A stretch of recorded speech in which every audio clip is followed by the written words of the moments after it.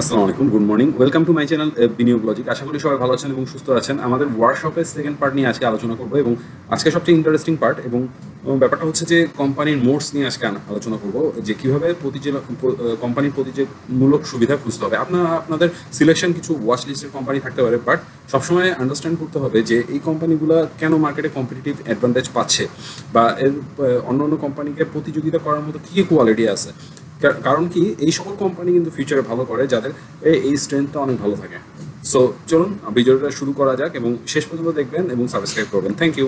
এখানে দেখুন, mainly identify the modes of the company প্রতিযোগিতামূলক সুবিধা খোঁজার জন্য বেসিক্যালি আমাদের এর কয়েকটা পয়েন্টে গুরুত্ব সহকারে দেখতে হবে।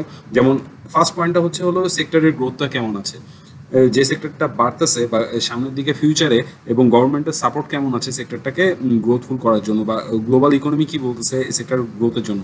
তারপর কোম্পানির ব্র্যান্ড ইমেজটা কেমন আছে, যেটা কিনা অনেক কোম্পানি আছে যে খালি ব্র্যান্ডের জন্যই সেল হয়, এবং এই সকল কোম্পানির যে সকল কোম্পানির ব্র্যান্ড স্ট্রং থাকে তারা কিন্তু যে কোনো প্রোডাক্ট মার্কেটে নিয়ে আসলে সেই প্রোডাক্টটা কিন্তু একটা ভালো সেল হওয়ার অপরচুনিটি থাকে। দেন ব্র্যান্ড ইমেজের সাথে সাথে আরেকটা জিনিস এটা থাকলে তো খুবই ভালো, যে লো কস্ট প্রোডাক্ট যদি হয়, প্রোডাক্টটা তৈরি করতে কস্টটা কম খরচ হয়। খুব এক্সপেন্সিভ প্রোডাক্টগুলো অনেক সময় অনেক বড় ইন্ডাস্ট্রিতে যেমন স্টিল তৈরি করতে অনেক টাকা খরচ হচ্ছে, বাট এইগুলো কিন্তু সেল ভ্যালুও হাই। তো নর্মালি যদি এরকম প্রোডাক্ট হয় যে কোকাকোলার মতো প্রোডাক্ট যেটা তৈরি করতে কম খরচ হচ্ছে, বাট এটার ব্র্যান্ডও ভালো, সেল ভলিউমও ভালো, তাহলে কিন্তু অবশ্যই সেটা একটা মোডসে ক্রিয়েট হয় এবং সেই কোম্পানিটাকে কিন্তু অন্য কোম্পানি সহজে বিট করতে পারে না। হাই শিফটিং কস্ট, অনেক সময় দেখা যায় যে কোম্পানির শিফটিং কস্ট মানে এক কোম্পানি, মানে ধরেন আজকে আনোয়ার গ্যালভানাইজেশন স্টিলের ব্যবসা করতেছে, তো হঠাৎ করে স্কোয়ার টেক্স অথবা স্কোয়ার ফার্মার ইচ্ছা হলো যে আমরাও স্টিলের ব্যবসা করব। তো তারা কি পারবে যে আনোয়ার গ্যালভানাইজেশন মতো ব্যবসা শুরু করে এবং তাড়াতাড়ি মার্কেট ক্যাপিটালাইজেশন করতে? না, এটা কিন্তু পসিবল না, কারণ আনোয়ার গ্যালভানাইজেশন অথবা বিএসআরএম যেভাবে সেট আপ নিয়ে নেমেছে সেভাবে সেট আপ নিয়ে তৈরি করতে কিন্তু হিউজ কস্টের দরকার হয়। তারপর পয়েন্টটা হচ্ছে গ্রেট ডিস্ট্রিবিউশন চ্যানেল। যে কোম্পানিটা মোডস ভালো হবে তাদের কিন্তু ডিস্ট্রিবিউশন চ্যানেল মানে ওই দেশের মধ্যে যদি ব্যবসা করে থাকে তাহলে এই ব্যবসাটা ছড়া দেওয়ার মতো ক্ষমতা তাদের বেশি থাকতে হবে, মানে ইজিলি তারা ডিস্ট্রিবিউশন চ্যানেলটাকে তাদের অপারেট করতে পারে। তারপরে আস্তে আস্তে লো ওভারহেড কস্ট, কোম্পানিটার ওভারহেড কস্ট কম থাকলে বেটার, অবশ্যই বেটার। কারণ হচ্ছে যে যদি একটা কোম্পানি ধরেন সাপোজ করোনার সময় কিন্তু অনেক কোম্পানি বন্ধ হয়ে গেছে বা অনেক কোম্পানি সার্ভাইভ করতে কষ্ট হয়েছে, কিন্তু যাদের ওভারহেড কস্টটা কম ছিল তারা কিন্তু সার্ভাইভ করে গিয়েছে। তো ওভারহেড কস্টটা হচ্ছে কি, যে আপনার যে পরিমাণ সেল হচ্ছে বা যে পরিমাণ আপনি ব্যবসা করতেছেন তার থেকে আপনার কস্ট অনেক অনেক গুণে কম। যেমন আনোয়ার গ্যালভানাইজেশনের যদি আমরা চিন্তা করি, ওভারহেড কস্ট কিন্তু হাই মনে হচ্ছে আমাদের কাছে, বাট তাদের কিন্তু এখানে দেখতে গেলে তাদের কিন্তু কস্ট হাই হলেও তাদের কিন্তু সেল ভলিউম এবং সেল দিয়ে তাদের কস্টটাকে কিন্তু কভার করে ফেলতেছে। 52 উইক প্রাইসটা একটা জাস্ট ধারণার জন্য যে এই প্রাইসটা কি আসলে লোয়ার সাইডে আছে নাকি আপার সাইডে আছে। যদি আমরা অলিম্পিকের কথা চিন্তা করি তাহলে কিন্তু 52 উইক্সের প্রাইসের লো আপের সাইডে আছে। যেমন 52 উইকে তাদের লো প্রাইস ছিল 110 টাকা, এখন আছে 159 টাকা। এখানে বুঝতে হবে একটু যে অলিম্পিকের কিন্তু আমি হিসাব করতেছি 52 উইক না, আমি আরও বেশি ধরে নিচ্ছি। তাদের 2 বছরের যে প্রাইস ট্রেন্ডটা ছিল সেখান থেকে আমার কাছে মনে হচ্ছে এখনও প্রাইসটা কম, দ্যাটস ওয়াই আমি এটাকে কনসিডার করেছি এই শেয়ারটাকে। প্রাইসটা মূলত খুব বেশি ফোকাস করার কিছু নাই, কারণ হচ্ছে প্রাইসটা হলো একটা জাস্ট ফ্ল্যাকচুয়েশন। অনেক সময় দেখা যায় কোম্পানির প্রাইস কিন্তু আপ হচ্ছে আমরা কিন্তু ওই কোম্পানিগুলোকে ঢুকতে ভয় পাই, বাট এখানে কিন্তু যদি কোম্পানি ভালো পারফর্ম করে তাহলে কিন্তু ঢোকাটা উচিত। সো মোডস দেখার জন্য আমরা যে পয়েন্টগুলো পেয়ে গেলাম, বেসিক্যালি আমরা সেক্টর গ্রোথ দেখবো, ব্র্যান্ড ইমেজ দেখবো, লো কস্ট প্রোডাক্ট দেখবো, হাই শিফটিং কস্ট দেখবো, গ্রেট ডিস্ট্রিবিউশন অন চ্যানেল দেখবো, লো ওভারহেড কস্ট দেখবো। তাহলে এখানে 5-6টা পয়েন্ট আমরা পেয়ে গেলাম। এই 6টা পয়েন্টের মধ্যে থেকে আমরা যে বেস্ট আরও এই কোম্পানিগুলো বাছাই করেছিলাম তাদেরকে আমরা এই চার্টের মধ্যে ফেলেছি। এবং যদি আমরা দেখি যে আমরা বেস্ট কোম্পানি আরও এই কোম্পানিগুলো এবং লো ডেপ্ট কোম্পানিগুলো যেগুলো ছিল এবং পারফরমেন্সের দিক দিয়েও ডাইরেক্টর হোল্ডিংস এবং আদার ফ্রি ক্যাশ ফ্লো যাদের কাছে বেশি সেই কোম্পানিগুলোকে কিন্তু আমরা সর্ট আউট করে এনেছি। এখানে 11টা কোম্পানি সিলেক্ট হয়েছিল, আগের স্লাইডে আগের ওয়ার্কশপে দেখলে আপনারা বুঝতে পারবেন। তো এর মধ্যে আমার কাছে এসেছে আনোয়ার গ্যালভানাইজেশন, যেটা কিনা ইঞ্জিনিয়ারিংয়ে তাদের সেক্টর গ্রোথ আমার ধরে নিচ্ছি 1.5 পয়েন্ট দিচ্ছি এখানে। যে ইঞ্জিনিয়ারিংয়ে তারা যে সেক্টর গ্রোথটা করতেছে, ইঞ্জিনিয়ারিংয়ের মূলত যে ফোকাসটা বাংলাদেশের, যে বাংলাদেশের যদি আমি চিন্তা করি যে লাস্ট 1 ইয়ার বা 2 ইয়ার্স বা 3 ইয়ার্স রোড ট্রান্সপোর্টেশন অনেক ইমপ্রুভমেন্ট হয়েছে এবং যদি আমরা চিন্তা করি বড় বড় প্রজেক্ট মেগা প্রজেক্টগুলো হাতে নেওয়া হয়েছে এবং সলিউশন করা হয়েছে। সামনে হয়তো এরকম আরও বড় প্রজেক্ট যদি সরকার নেয় এবং নিবে আশা করছি, তাহলে কিন্তু একটা ইঞ্জিনিয়ারিং সেক্টরটা 1.5x হারে গ্রো করতে পারে। তারপর ব্র্যান্ড ইমেজে যদি দেখি তাহলে গুড, আনোয়ার অর্গানাইজেশন, বিএসএনএল তাদের competitor, but Anwar steel company যেটা তাদের ওয়েতে তারা ব্যবসা করতেছে এবং তারা গুড কন্ডিশনে আছে, নট বেস্ট। হ্যাঁ, তো ওখানেই কম্পিটিটিভটা তাদের একটু কম, বাট আছে। লো কস্ট প্রোডাক্ট, তারা কিন্তু লো কস্ট প্রোডাক্ট ওইভাবে তৈরি করতে পারে না, তাদের ইন্ডাস্ট্রিটাই এই লো কস্ট প্রোডাক্টে তাদের তৈরি করতে একটু ডিফিকাল্ট হয় ইন্ডাস্ট্রির কারণে।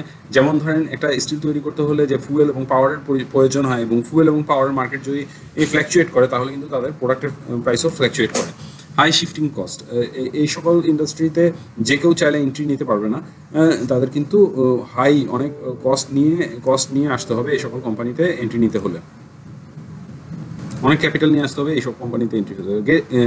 গ্রেট ডিস্ট্রিবিউশন চ্যানেল, যেটা বুঝাচ্ছিলাম যে আনোয়ার গ্যালভানাইজেশনের ডিস্ট্রিবিউশন চ্যানেলটা অনেক ভালো, তারা কিন্তু প্রত্যন্ত অঞ্চলেও তাদের প্রোডাক্টগুলো পৌঁছে দিচ্ছে কাস্টমারদের কাছে। লো ওভারহেড কস্ট, তাদের কিন্তু লো ওভারহেড কস্ট না, একটা ফ্যাক্টরি চালাতে হলে তাদের কিন্তু মিনিমাম একটা কোয়ান্টিটি অফ স্টিল ব্রেক ইভেনের জন্য প্রোডাকশন করতে হয়, তারা চাইলেই ফ্যাক্টরি চালায় প্রোডাকশন স্টপ রাখতে পারবে না। বিপিপিএল এর যদি আমরা ফুয়েল অ্যান্ড পাওয়ার সেক্টরেও গ্রোথ চিন্তা করি তাহলে আমি ধরে নিচ্ছি 1.5 হারেই বাড়বে, এবং ব্র্যান্ড ইমেজ তাদের এভারেজ, এর থেকে দরিন পাওয়ারের ব্র্যান্ড ইমেজটা একটু ভালো বা এভারেজও বলা যায়। আর সাপোর্টের যদি এসপিসিএল এর কথা চিন্তা করি তাহলে তাদের ব্র্যান্ড ইমেজটা একটু ভালো। তো যাই হোক, বিপিপিএল এভারেজ ব্র্যান্ড ইমেজ নিয়ে আসছে মার্কেটে। লো কস্ট প্রোডাক্ট নো, তাদের প্রোডাক্টও লো কস্ট না। হাই শিফটিং কস্ট, ইয়েস, তাদের হাই শিফটিং কস্ট লাগে। এবং ডিস্ট্রিবিউশন চ্যানেল, নর্মালি পাওয়ার প্ল্যান্টগুলো যেই স্থানে তৈরি হয় সেই স্থানের একটা ছড়ায়, ওই স্থানগুলোর মধ্যেই, ওই এরিয়ার মধ্যেই কিন্তু পাওয়ার সেক্টরটা তাদের ব্যবসা অপারেট করতে পারে, তারা কিন্তু হোল ওভার বাংলাদেশ ব্যবসা করতে পারতেছে না। তো লো ওভারহেড কস্ট, এটার ওভারহেড কস্টও লো না। থার্ডে আসতেছি অলিম্পিক ইন্ডাস্ট্রি, যেটা কিনা ফুড অ্যান্ড এলাইড কোম্পানির একটা ইন্ডাস্ট্রি, এবং এই ইন্ডাস্ট্রিতে বাংলাদেশ আগের থেকেও কিন্তু গ্রোথ অনেক বেশি আমরা দেখতে পারতেছি। এবং এখন কিন্তু মানুষ ব্র্যান্ডেড ফুড খেতে পছন্দ করে, এখন কিন্তু মার্কেটিংয়ের ব্যাপার বা ব্র্যান্ডিংয়ের ব্যাপার বা প্রোডাক্ট ভ্যারাইটির ব্যাপারেও মানুষ অনেক সচেতন। তো সেই হিসাবে এই কোম্পানির গ্রোথ দেওয়া যায় হলো 2, এবং আপকামিং গ্রোথ দেওয়া যেতে পারে 2 এর মতো আমি ধরে নিচ্ছি। ব্র্যান্ড ইমেজে অলিম্পিক বেস্ট, বিস্কুটের কথা চিন্তা করলে আমাদের অলিম্পিক, বাংলাদেশের ক্ষেত্রে অলিম্পিক মাথায় আসে। লো কস্ট প্রোডাক্ট, এটার প্রোডাক্টটা আসলে লো কস্ট, ইয়েস, এই প্রোডাক্টগুলো অনেক কমই বাজারজাত করে এবং প্রোডাক্টগুলো কিনতেও মানুষের কম টাকা লাগে। হাই শিফটিং কস্ট নো, এই সকল ইন্ডাস্ট্রি করতে হলে খুব বেশি শিফটিং কস্ট লাগে না, এরকম না। যদি এখন স্কোয়ার চায় একটা বিস্কুট কোম্পানি তৈরি করবে, তারাও কিন্তু পারবে। গ্রেট ডিস্ট্রিবিউশন চ্যানেল, অলিম্পিকের এইটাই সবচেয়ে বেশি পাওয়ারফুল পয়েন্ট, যেটা তাদের ডিস্ট্রিবিউশন চ্যানেলটা অনেক হাই, এবং তারা তাদের ব্যবসার মডেলটা এমনভাবে তৈরি করেছে যাতে তারা প্রত্যন্ত অঞ্চল পর্যন্তও তাদের প্রোডাক্টগুলো পৌঁছে দিতে পারে। লো ওভারহেড কস্ট, তাদের ওভারহেড কস্টটা লো। তারপরে যদি আসি ইবনে সিনা স্কয়ার ফার্মাসিউটিক্যাল, এখানে আমার লিস্টে থেকে বাদ পড়ার মূল কারণ হচ্ছে হলো ইবনে সিনার মার্কেট ক্যাপ লো। এখানে যে কটা কোম্পানি আছে সবগুলোরই কিন্তু মার্কেট ক্যাপ 5,000-এর নিচে, যের কারণে আমরা এগুলো কোম্পানিতে মাল্টিপ্যাগার হিসাবে পোষণ করা, এগুলো কোম্পানি ভালো এবং এগুলো কোম্পানির গ্রোথ হওয়ার সম্ভাবনা আছে, সেই হিসাবে কিন্তু এই কোম্পানিগুলো মাল্টিপ্যাগারের লিস্টে আসতেছে আমার হিসাবে। আপনারা আবার মনে করেন না যে আমি যেটা বলে দিচ্ছি সেভাবেই ইনভেস্ট করতে, আপনারা নিজেরা বিবেচনা করবেন এবং তারপর ইনভেস্ট করবেন। হোপফুলি আপনারা এইসব কোম্পানিতে বেটার করবেন আমার মতে, বাট আপনাদের নিজেদের বুদ্ধিমত্তার সহিতই আপনারা ইনভেস্ট করবেন। ইবনে সিনার ব্যাপারটা হচ্ছে যে ফার্মাসিউটিক্যাল কোম্পানির মধ্যে এদের ব্র্যান্ড ইমেজটা গুড আছে। বেস্ট বলতে গেলে আমি স্কোয়ারকে ধরবো, রেনেটাকে ধরবো, আরও কিছু কোম্পানি আছে তাদেরকে ধরবো। তো লো কস্ট প্রোডাক্ট, তারা লো কস্ট প্রোডাক্ট দিচ্ছে। হাই শিফটিং কস্ট নো, তাদের শিফটিং কস্ট করতে খুব বেশি হাই না। তাদের যারা মার্কেটে তাদের সেক্টরে লিডিং করতেছে তারা কিন্তু ইজিলি চাইলে একটা প্রোডাক্টকে তাদের ক্যাপচারে নিয়ে নিতে পারে। মানে তারাও ওই ব্র্যান্ডে ওই টাইপের প্রোডাক্ট, ইনোভেটিভ টাইপের প্রোডাক্ট যদি ইবনে সিনা তৈরি করে, তারাও কিন্তু তৈরি করে ফেলতে পারবে।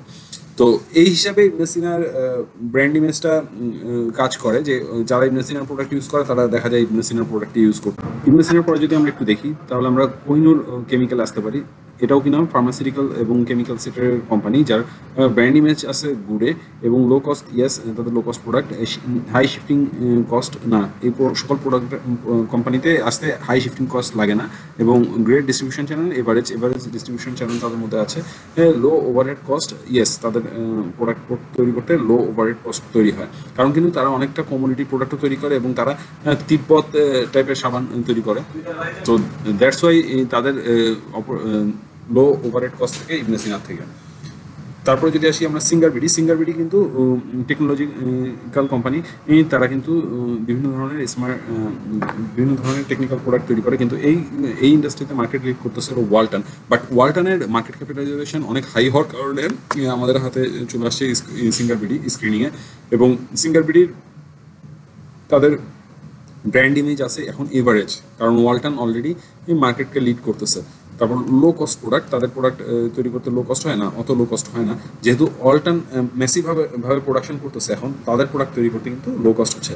হাই শিফটিং কস্ট, তাদের যে প্রোডাকশন ইউনিট বা প্রোডাক্ট তৈরি করার ক্যাপিটালাইজেশন, সেই হিসাবে কিন্তু এই সকল ইন্ডাস্ট্রিতে যে কেউ চাইলেই ইজিলি ঢুকতে পারবে না। গ্রেট ডিস্ট্রিবিউশন চ্যানেল, হ্যাঁ তাদের ডিস্ট্রিবিউশন চ্যানেল ভালো সিঙ্গারবিডি। লো ওভারহেড কস্ট, নো, এই কোম্পানিগুলোর ওভারহেড কস্ট লো হয় না। এসপিসিএল এবং ডোরিন পাওয়ার অলমোস্ট সেম, সেম। এসপিসিএল এর গুড ব্র্যান্ড ইমেজ আছে, এখানে আবার ডোরিন পাওয়ারের এভারেজ ব্র্যান্ড ইমেজ, তাদের কিন্তু সেম। আমরা যে পাওয়ার সেক্টর আগে একটা দেখে আসলাম, অলমোস্ট এরকম। এই লো কস্ট প্রোডাক্ট না, তাদের প্রোডাক্ট লো কস্ট না, শিফটিং কস্ট হাই, এই ডিস্ট্রিবিউশন চ্যানেল অত ম্যাসিভভাবে ডিস্ট্রিবিউশন চ্যানেল হয় না যে এরিয়ার, শুধুমাত্র সেই এরিয়াতেই ডিস্ট্রিবিউশন চ্যানেল সম্ভব। এটার লো ওভারহেড কস্টটা লো থাকে। যদি বিএসআরএম স্টিল দেখি, বিএসআরএম স্টিল এবং আমাদের আনোয়ার গ্যালারাইজেশন অলমোস্ট সেম টাইপের ক্যাটাগরির মধ্যে পড়ে, এবং তারা আনোয়ার গ্যালারাইজেশনের কে কমপ্লিট করতেছে এই দুইটা কোম্পানির মধ্যে। যদি আমরা একটাতে যাই তাহলে কিন্তু আনোয়ার গ্যালারাইজেশনের ডিস্ট্রিবিউশন চ্যানেল বিএসআরএম থেকে একটু বেশি হাই। দেন আসতেছে র্যাকেট বেনিফিশিয়ার, যেটা কিন্তু মাল্টিন্যাশনাল কোম্পানি, এবং ইউনিলিভার এলসিসিএল, এটাও কিন্তু মাল্টিন্যাশনাল কোম্পানি। তো এই দুইটা কোম্পানির মধ্যে দুইটারই কিন্তু ব্র্যান্ড ইমেজ অনেক ভালো, এবং দুইটারই লো কস্ট প্রোডাক্ট তৈরি করার ক্ষমতা রয়েছে। ব্র্যান্ড ইমেজের ক্ষেত্রে আমরা বলতে পারি যে র্যাকেট বেনিফিশিয়ার একটা প্রোডাক্ট যদি আমরা চিন্তা করি যে ডেইলি ইউজ করি আমরা, তাহলে কিন্তু এখানে হারপিক চলে আসতেছে। ইউনিলিভারেরও সেম, ফেয়ার অ্যান্ড লাভলি আছে, লাক্স সাবান আছে, ইউনিলিভারেরও এরকম অনেক প্রোডাক্ট আছে যেগুলো আমরা ডেইলি ইউজ করি। লো কস্ট প্রোডাক্ট পেপসুডেন্ট আছে ইউনিলিভারের। তো লো কস্ট প্রোডাক্টে যদি আমরা আসি, দেন এটা কিছু প্রোডাক্ট তাদের অনেক লো কস্টে তারা তৈরি করতে পারে। হাই শিফটিং কস্ট, তাদের প্রোডাক্টে এই ব্র্যান্ড ইমেজকে ভাঙতে হলে অন্য কোম্পানি এসে যে শিফটিং কস্টটা, মার্কেটিং স্ট্র্যাটেজিটা ফলো করতে হবে, সেটা কিন্তু অনেক হিউজ হয়ে যাবে। তো এই কারণে আমি বলতেছি যে এই সকল কোম্পানিকে বিট করতে হলে হাই শিফটিং কস্ট লাগবে।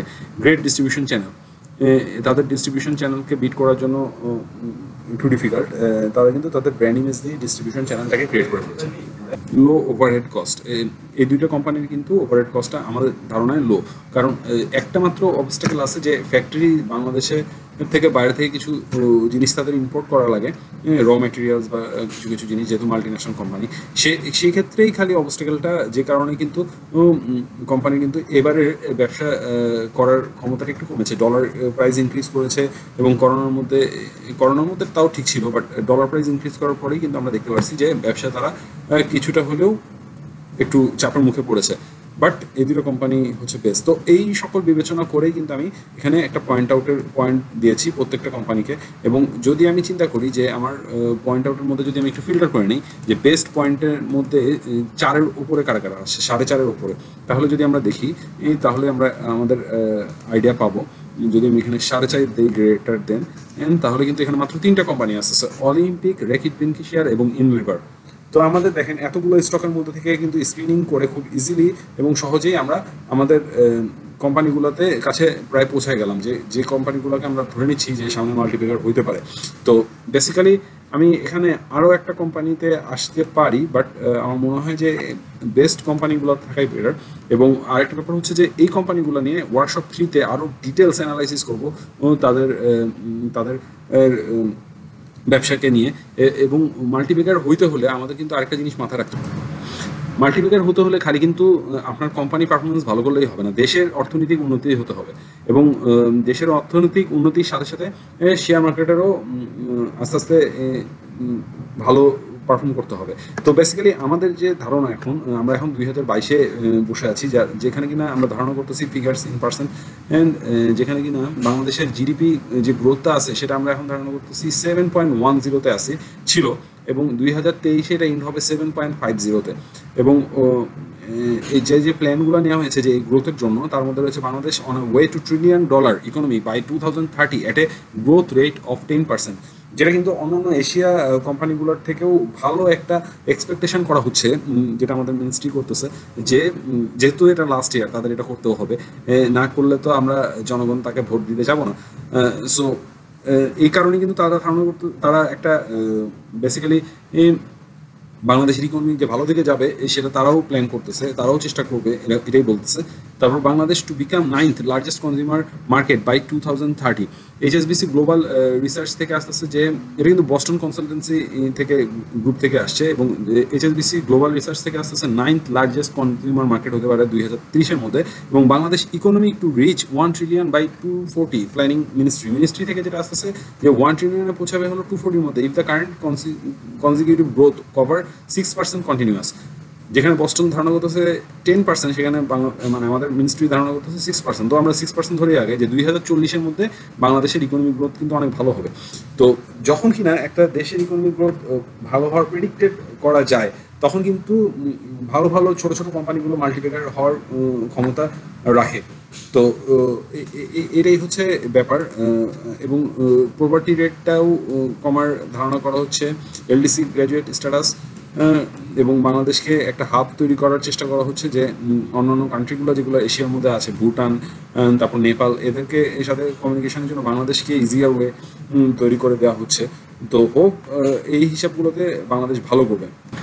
আইএমএফ বাংলাদেশের ইকোনমিক কন্ডিশনের যে আউটলুকটা সেটাকে দেখতেছে হলো বাংলাদেশ কিন্তু একটা শার্প আপ ট্রেন্ডে আছে। Philippines, Norway, Denmark, UAE, Singapore, Hong Kong কিন্তু আসলেই অনেক চ্যালেঞ্জিং, এবং বাংলাদেশের জন্য 2025 পর্যন্ত এই আপ ট্রেন্ড ধরে রাখার জন্য তাদের কিন্তু এই গ্রোথই বজায় রাখতে হবে, এর থেকে একটু বেটার গ্রোথ বজায় রাখতে হবে।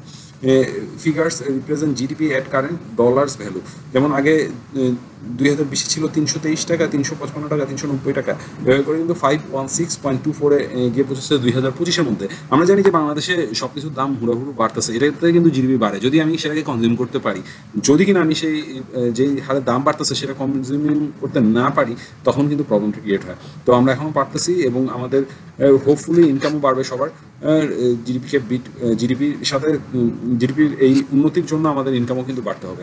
সো হোপফুলি আপনারা বুঝতে পারছেন যে ওয়ার্কশপে কিন্তু আমরা 3টে স্টক অলরেডি ফিগার আউট করে ফেলেছি আমাদের কাছে, যেটা বেস্ট মনে হয়, এবং নেক্সট ওয়ার্কশপে কিন্তু আমরা এই 3টে স্টকের আরও ডেপথ আলোচনা করবো এবং ফাইনালাইজ করবো এই 3টে স্টকের মধ্যে যে কোনটা ভবিষ্যতে মাল্টিপ্যাকার হওয়ার জন্য আগাতে পারে। Thank you.